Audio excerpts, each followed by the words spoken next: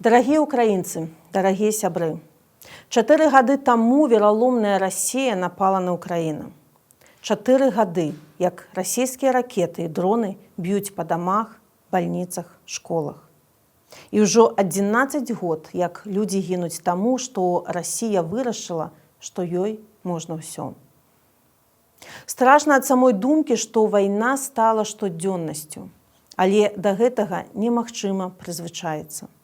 Прызвычаецца да здымках разбураных гарадоў, да навінаў пра загінулых ад чарговай жахлівай атакі, што дзеці замест школаў ці дзіцячых садкоў вымушаныя хавацца ў бомбасховішчах.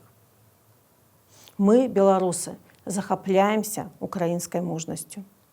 Як працуюць украінскія валанцёры, як лекары ратуюць пад абстрэламі, як энергетыкі аднаўляюць святло пасля ўдараў, як украінцы кожны дзень намагаюцца жыць, кахаць, берагчы адно аднаго і захоўваюць у сабе чалавечнасць. Мы, беларусы, ведаем, што такое Расія. Мы ведаем яе імперскія апетыты. Мы ведаем, што такое тыранія.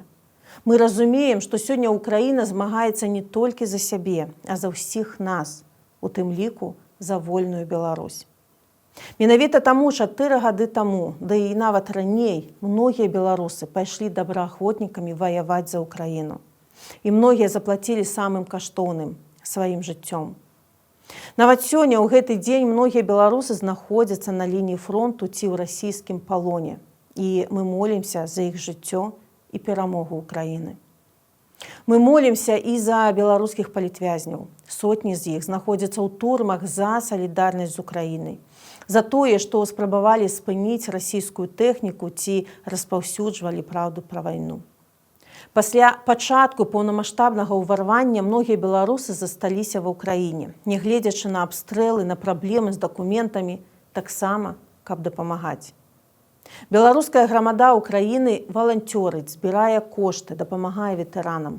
А беларуская дыяспара па ўсім свеце ахвяруе грошы на украінскую армію і на гуманітарныя праграмы. Ад вынікаў вайны залежыць і лёс Беларусі. Калі Украіна будзе моцная, а Расія слабая, гэта адкрые шлях і для вызвалення Беларусі. Бо сёння наша краіна ў закладніках 2 дыктатараў, якія ператвараюць яе ў расійскую ваенную базу і зборачны цэх для расійскай арміі. Размяшчаюць ядзерную зброю і арэшнік. І гэта ўсё робіцца супраць волі беларусаў. Але наш народ, я ўпэўненая, яшчэ скажа сваё слова. Мы, беларусы, на баку Украіны, а не агрэсара. Мы, як і Украіна, частка Еўропы, а не рускага міру. І разам мы зможам дабіцца свабоды і міру для нашых народаў. Разам мы зможам дабіцца справядлівасці і прыцягнуць вінаватых да адказнасці. Дзякуй украінскаму народу. Дзякуй беларускім ваярам, валанцёрам і ўсім, хто падтрымлівае Украіну ў гэты складаны час. Дзякуй за салідарнасць, за мужнасць.